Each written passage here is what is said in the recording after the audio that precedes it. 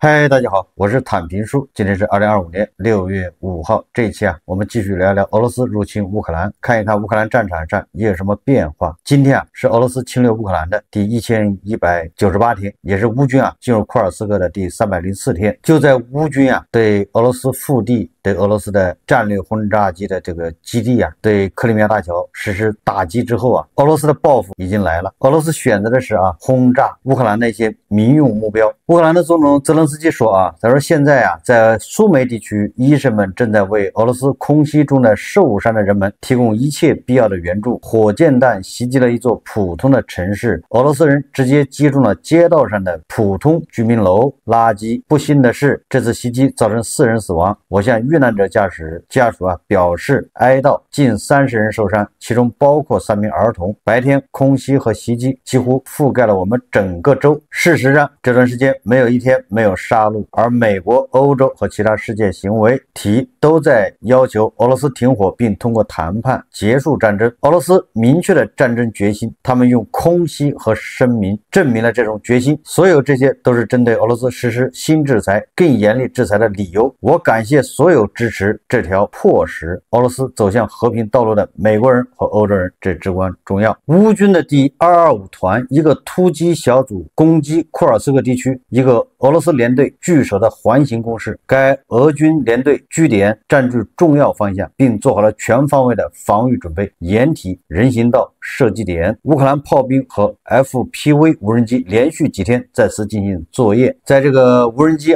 连番的轰炸之下突击队员向防御工事投掷手榴弹、炸药甚至地雷，最终终结了防御，夺取阵地。这个乌克兰方面用无人机将整个过程拍了下来，也就证明乌军在库尔斯克还是激战正酣呢。当然这2天这个最重要的新闻还是克里米亚大桥被炸，以及俄罗斯的5处军事基地被炸。那最近这个卫星图像已经出来了。这个根据卫星图像显示俄罗斯伊尔库斯克州的别拉亚空军基地被乌克兰无人机袭击后，至少7架轰炸机受损，3架图95和4架图22，并伴有火灾痕迹。这个卫星图像完全可以看得清清楚楚。摩尔曼斯克的奥列尼亚空军基地高清卫星照片显示，4架图95战略轰炸机完全被焚毁，只能当这个垃圾回收这个废金属。华尔街日报报道说这个乌克兰的袭击之后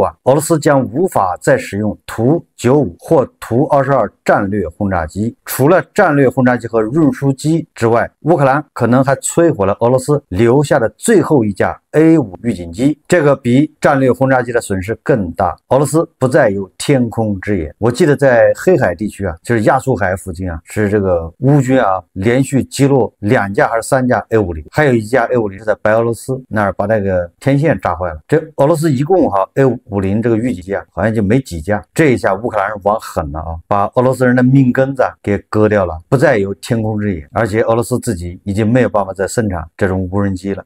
预警机泽连斯基在新闻发布会上表示他说乌克兰必须竭尽全力阻止俄罗斯及其空中力量轰炸和潜在威胁。在此之前5分钟，他说我向乌克兰安全局士兵颁发了一项秘密命令，以表彰他们在俄罗斯联邦领土上执行的一项重要行动，摧毁了41架飞机，其中1半飞机无法修复，有些飞机即使修复也需要数年时间。这确实是一个正义的军事目标。根据俄罗斯媒体报道在这个乌军乌克兰这个安全局发起的蜘蛛网行动之后俄全国各地都出现了大规模卡车排队现象，每辆车都要接受无人机和其他潜在威胁的检查。亡羊补牢，犹为未晚。但是像这种杯弓蛇影就是全国的卡车都要接受检查，这种超限战给俄罗斯本来就拉胯的经济会造成更大的打击俄罗斯全国各地卡车都在排长队接受检查，他不是检查一次就完了，他路上到处设检查站都要检查，这个怎么防防不胜防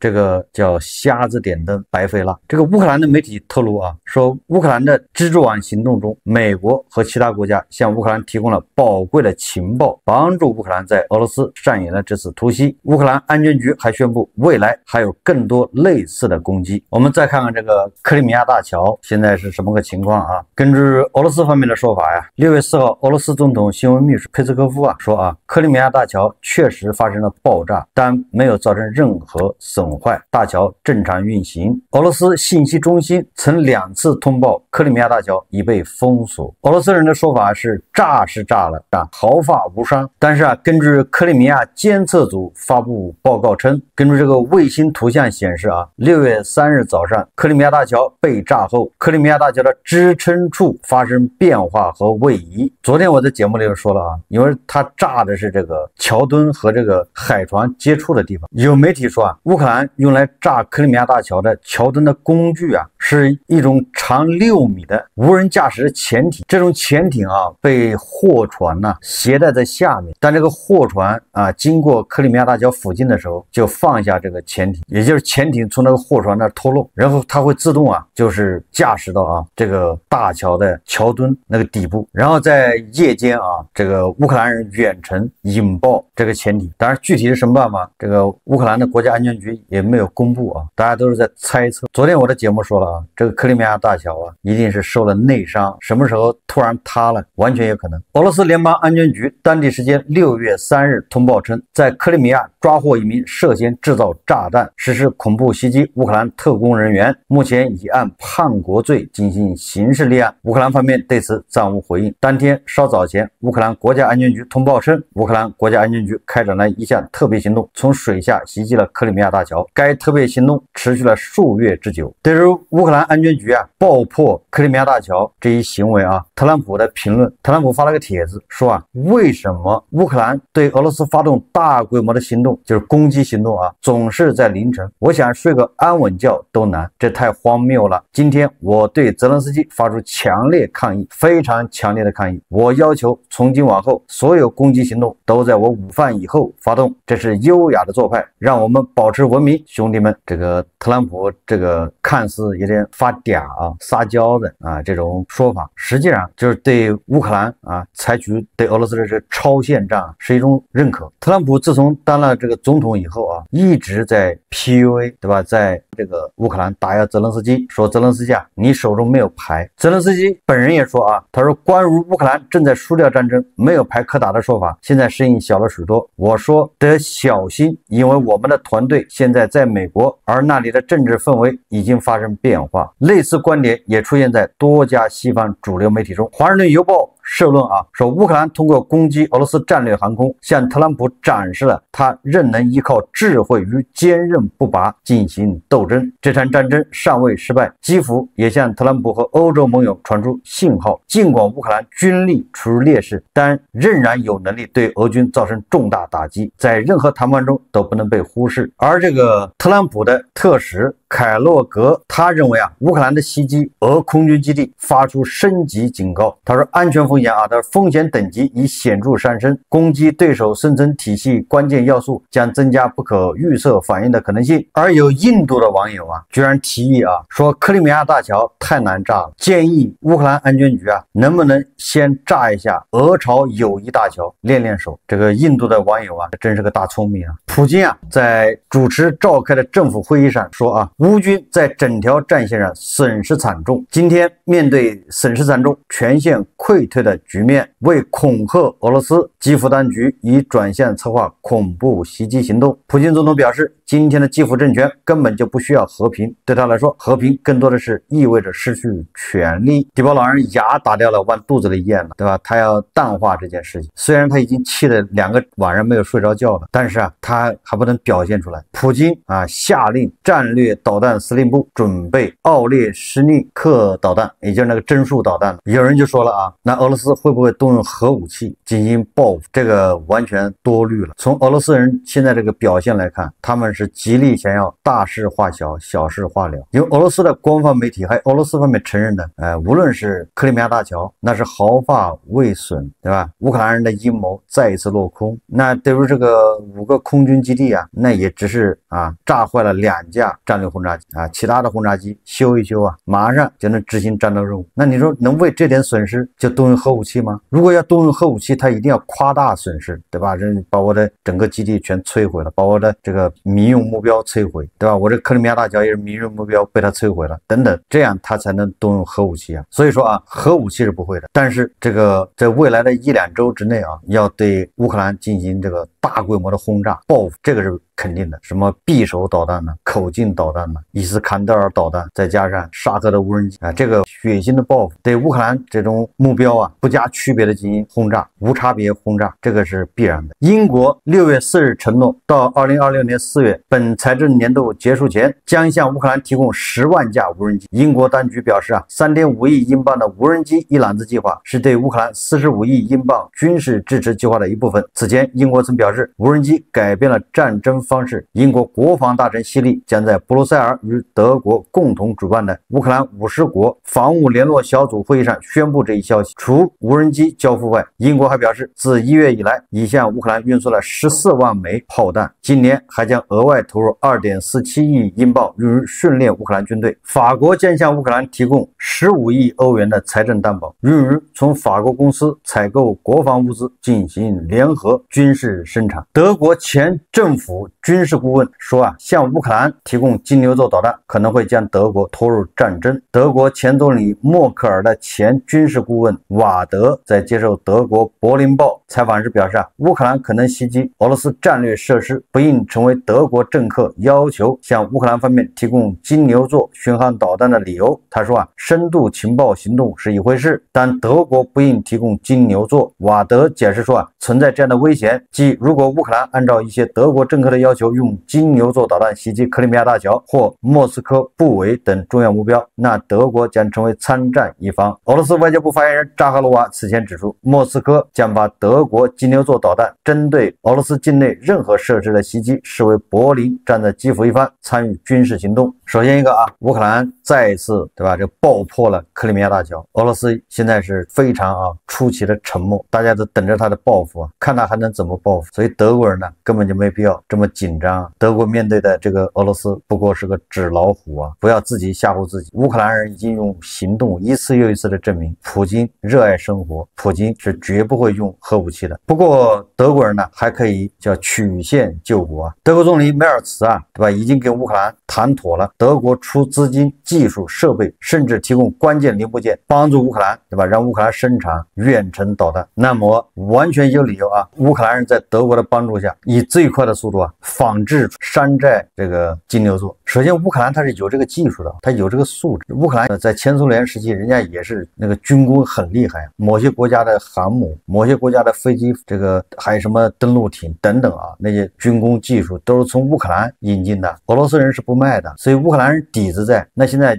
德国人给他钱，德国人给他图纸，给他技术，关键的零部件，乌克兰人很快啊就能生产出金牛座啊，未必比德国原装的金牛座打得更准，但是啊，对付俄罗斯的目标绰绰有余。所以这个俄罗斯人这么紧张是有道理的啊，但是紧张没有用啊，人乌克兰人自己生产的，自己对吧使用，你能怎么着？所以要不了2个月啊，说不定这个乌克兰的金牛座就要问世啊。当然不排除啊，德国偷偷摸摸的把金牛座已经运到乌克兰。这个图片报的资深分析师洛普克啊，他说俄罗斯遭受的军事打击越重，其应对措施就越克制。你这个怎么理解呢？也就是他说俄罗斯挨的揍越重啊，你打得他越惨，他越不敢还手。我们看他怎么说的啊？他说3天前乌克兰对俄罗斯战略航轰炸机进行了史无前例的打击，据可靠消息称，约40架俄罗斯飞机受损或被摧毁。他说那天我也以为俄罗斯会大规模反击，以弥补这场非同寻常的军事失败，但我错了。克里姆林宫的反应，或者更确切的说，完全没有任何反应，无论是政治、媒体还是军事，再次表明俄罗斯领导层和武装部队目前升级潜力已经耗尽。普京政权没有承认失败的程度，没有使用弹道导弹甚至战术核武器进行军事反击，或者至少没有威胁进行严厉的反击，而是对这次袭击保持沉默。为什么？因为俄罗斯除了迄今部署的武器库外，没有其他资源可以调动。是的，大规模夜间无人机袭击仍在继续，通常用200到300架无人人机，未来几个月无人机数量可能会上升到每晚500架，无疑这是一次恐怖主义行为，给乌克兰的基础设施和后勤保障带来巨大压力。说，但即使乌克兰没有袭击俄罗斯的轰炸机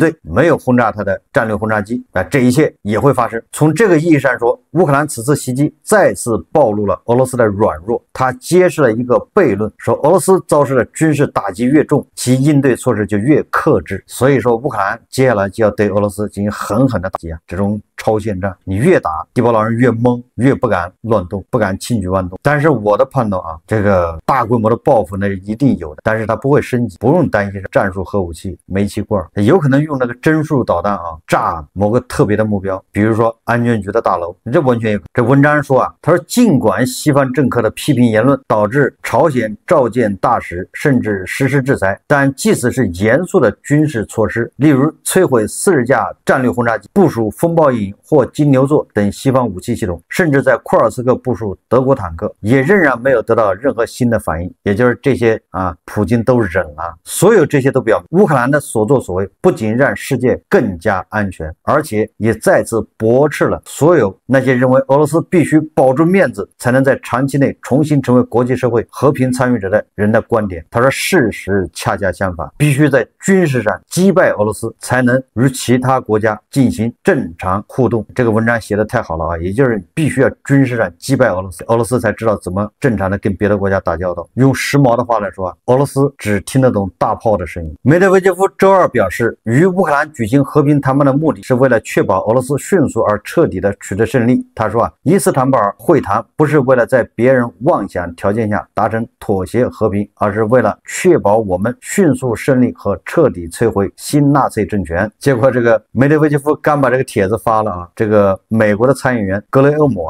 在随后就发了帖子评论他说祝贺梅德韦杰夫先生，他说俄罗斯宣传机器难得的展现出诚实，说我很感激你向全世界表明普京和俄罗斯对和平毫无兴趣。这美国人不就是想抓住这个普京你到底有没有诚意和谈，有没有诚意停火，对吧？我给你时间就2个礼拜，对吧？过时不候，2个礼拜如果感受不到你的诚意，我可就要，对吧？要启动那个制裁程序了。结果你看这个梅德韦杰夫这个发的帖子让那个格雷厄姆抓住了把柄，说原来你很诚实对吧？普京和俄罗斯对全世界表明你们对和平毫无兴趣。俄罗斯外交部发言人扎哈罗娃表示他说莫斯科将详细研究乌克兰提交的关于解决乌克兰问题的备忘录草案。扎哈罗娃在记者会上说称，乌克兰已经暂停审议我方文件条款，我们已收到乌克兰方立场草案，该文件也将得到详细研究。也就是说这个乌克兰已经不再研究这个俄罗斯人提的那些条件了，但是俄罗斯还要研究乌克兰人提的这些条件。那言下之意就是这个到时候和谈不成功，可不是我俄罗斯搞的。这泽连斯基自己也说了乌克兰不会认真对待俄罗斯拟议的和平备忘录和停火建议，因为这本质上就是最后通牒，他们的行为像骗子。在伊斯坦布尔第2次会议上，俄方只是把第1次会议上的最后通牒重新写在纸上，我们同意进行大规模战俘交换，但这可以由工作小组来处理。要求承认乌克兰部分地区为俄罗斯领土条款违反了联合国宪章、乌克兰宪法以及基本常识。这个泽连斯基还说我们愿意在任何地点举行会谈，从下周一起我们就提出了会谈建议，达成停火对会谈很重要，但即使没有停火我也准备见面。也就是他提议要乌克兰、俄罗斯、美国召开峰会，也就是首脑直接会谈。泽连斯基最后说他如果蛛网行动前实现了停火，那这场行动就不会发生。告诉俄罗斯人如果你早点停火，你的克里米亚大桥不会被炸，你的这个5个军事基地不会被炸。俄罗斯还能坚持多久呢？根据媒体报道俄罗斯的军工产能已经严重跟不上消耗，俄军连迫击炮都开始用朝鲜造的，不光是弹道导弹和大口径炮弹，前线甚至已经有俄军部队开始列装朝鲜造的60毫米迫击炮。这简直是越打